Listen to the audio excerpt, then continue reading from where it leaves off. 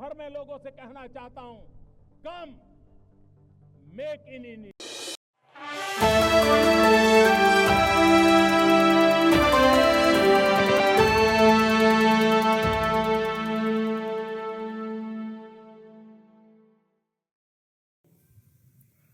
इस समय भारत की राजनीति के चिर युवा नेता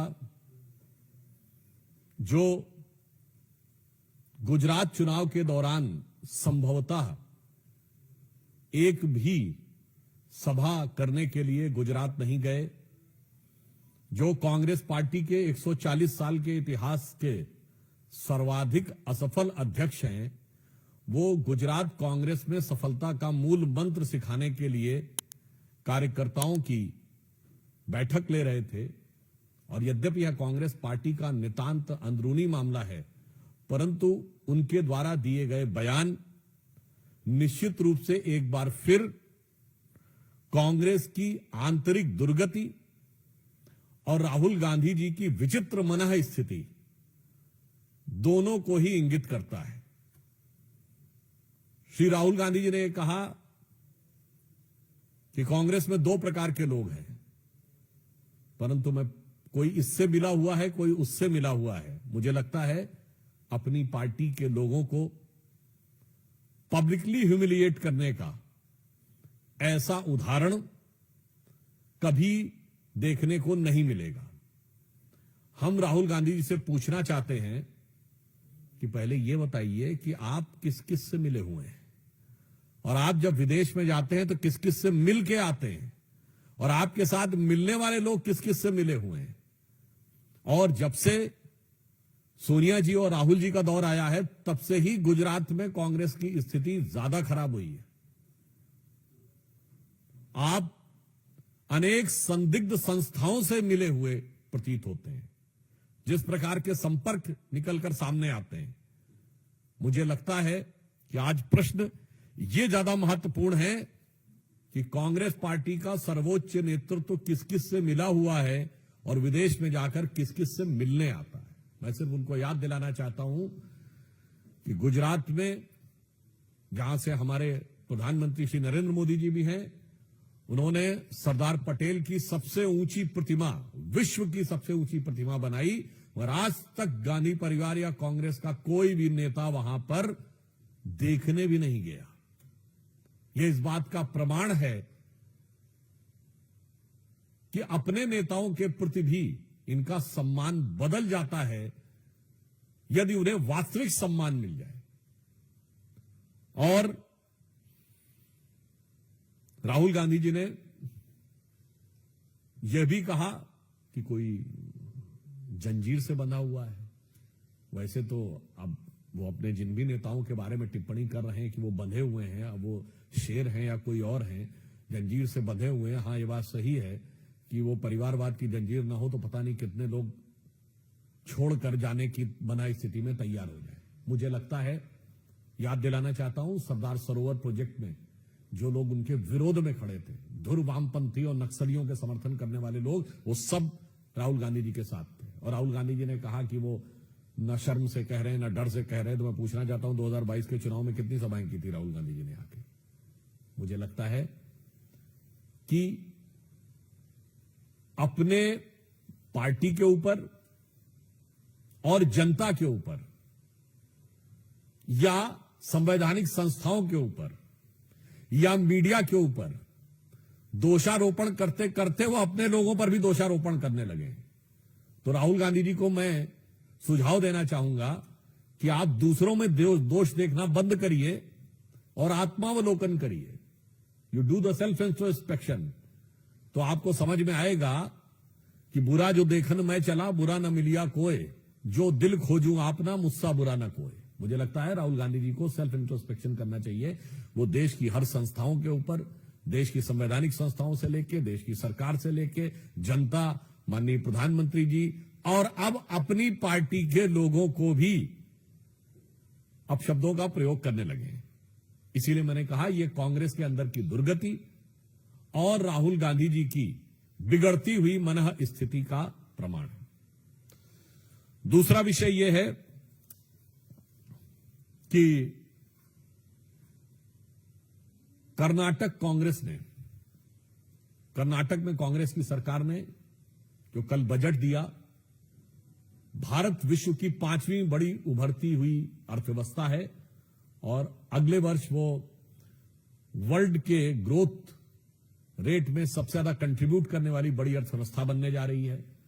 और बेंगलुरु को भारत की इंटेलेक्चुअल कैपिटल के समान माना जाता है। और उसी बेंगलुरु में कर्नाटक की सरकार ने जो बजट में इंटेलेक्चुअल डिसऑनेस्टी की है, उसे देखकर कर्नाटक की जनता और देश की जनता हैरान है और दुखी है। मैं आपको याद दिलाना चाहता हूं, ये वही कर्नाटक कांग्रेस है जिसके कि कई नेताओं ने बहुत आपत्तिजनक बयान दिए थे। यहां के वित्त मंत्री रहे थे, संभवतः उनका नाम मिस्टर डीके सुरेश था, जिन्होंने यहां तक बोल दिया था कि टैक्स कलेक्शन यहां ज्यादा होता है और उत्तर भारत में कम होता है। तो पत्रकार ने उनसे पूछा कि क्या अलग होने पर विचार करना चाहिए, तो उन्होंने उसके लिए भी हां बोल दिया था। अब समझ में आता है कि वो जो टैक्स कलेक्शन हो रहा है उसका डिस्ट्रीब्यूशन कहां जा रहा है।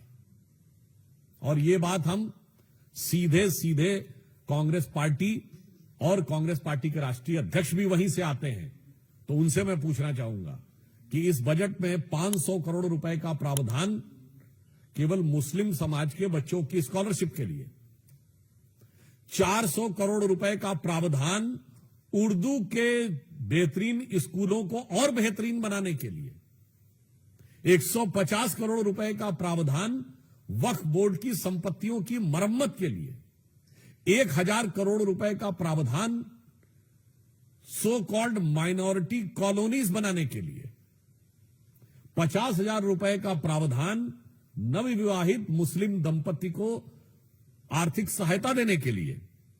और यदि कोई बच्चा प्राइवेट स्कूल में पढ़ने जाता है तो उसके 2 से 3 लाख रुपए, 5 लाख रुपए तक का शायद उसका 50% रीइंबर्समेंट सरकार करेगी, और विदेश पढ़ने जाएगा तो 20 लाख रुपए तक के खर्चे में रीइंबर्समेंट सरकार करेगी। मैं पूछना चाहता हूं कांग्रेस पार्टी से, और कांग्रेस पार्टी के राष्ट्रीय अध्यक्ष जो कर्नाटक से ही आते हैं, जिन्होंने कहा था कि कुंभ में स्नान करने से क्या लाभ है, उनके अरमान इतने जगह हैं कि बेंगलुरु में हज हाउस का भी निर्माण कराएंगे। मैं उनसे विनम्रता से पूछना चाहता हूं कि अगर आप अल्पसंख्यकों के लिए बात करना चाहते हैं तो इसमें बाकी अल्पसंख्यकों के लिए क्या है, सिखों के लिए क्या है, जैनों के लिए क्या है, पारसियों के लिए क्या है, यहूदियों के लिए क्या है, इसका साफ साफ उन्हें बताना चाहिए, जो बहुत छोटी मिनिस्क्यूल माइनॉरिटीज हैं। इससे बहुत साफ हो जाता है कि कर्नाटक कांग्रेस का यह बजट, चूंकि उनका गठबंधन केरल में मुस्लिम लीग से है, कांग्रेस पार्टी वो पार्टी है जिसके पूर्व प्रधानमंत्री मरहूम मनमोहन सिंह जी का वो बाकायदा मीडिया में वो स्टेटमेंट अवेलेबल है कि देश के संसाधनों पर पहला हक मुस्लिमों का होना चाहिए। और 2022 के चुनाव में कांग्रेस पार्टी के गुजरात के अध्यक्ष जगदीश भाई ने भी यही बोला था कि मुस्लिमों का पहला हक होना चाहिए। तो कर्नाटक कांग्रेस ने बजट में केवल एक समुदाय यानी मुस्लिम समाज को पहला हक देकर दिखा दिया है। उसने साफ कर दिया है कि बाकी सब दोयम दर्जे के हैं। केरल में उनका मुस्लिम लीग से गठबंधन है, तो अब लगता है कि कांग्रेस की मानसिकता जो पहले से ही एक पक्षी एकांगी थी, अब उस पर पूरा लीगी प्रभाव आता जा रहा है।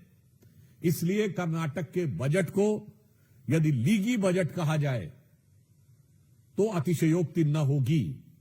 तो मैं कांग्रेस से पूछना चाहता हूं कि कर्नाटक का यह बजट आपने क्या मुस्लिम लीग के प्रभाव में दिया है, और या केरल में अगले साल होने वाले चुनावों को ध्यान में रखते हुए कर्नाटक के टैक्स पेयर के पैसे से आपने केरल में अपने गठबंधन सहयोगी को संतुष्ट करने का प्रयास किया है।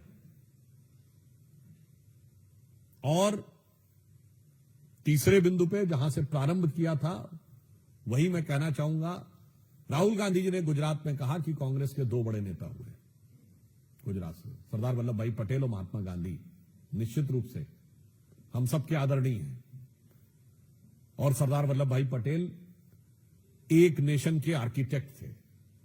परंतु शायद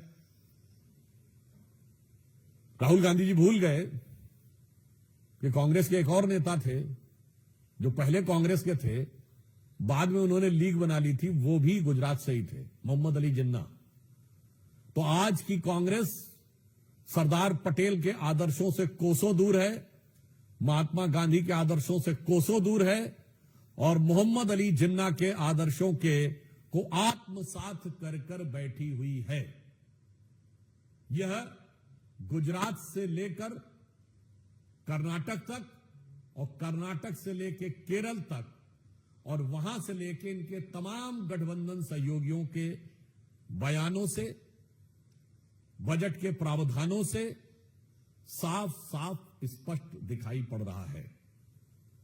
इसलिए हम देश की जनता से कहना चाहते हैं कि कांग्रेस पार्टी, ऐसा प्रतीत होता है कि सबकी आलोचना करते हुए अपनों की भी आलोचना करने लगी है, और कर्नाटक के बजट ने बिल्कुल साफ कर दिया है कि किसी दौर में जो मुस्लिम लीग का स्थान था विभाजन से पहले के दौर में, अब भारत की राजनीति में वह स्पेस कांग्रेस पार्टी लेती चली जा रही है, और यह सुविचारित तरीके से यह उनका विचार है। जो रामलला को प्रणाम करने अयोध्या नहीं गए, जो कुंभ में स्नान करने प्रयागराज नहीं गए, उन्होंने ही कर्नाटक के बजट में सारे प्रावधान करके अपने अरमानों को पूरी बेबाकी के साथ भारत की जनता के सामने रख दिया है।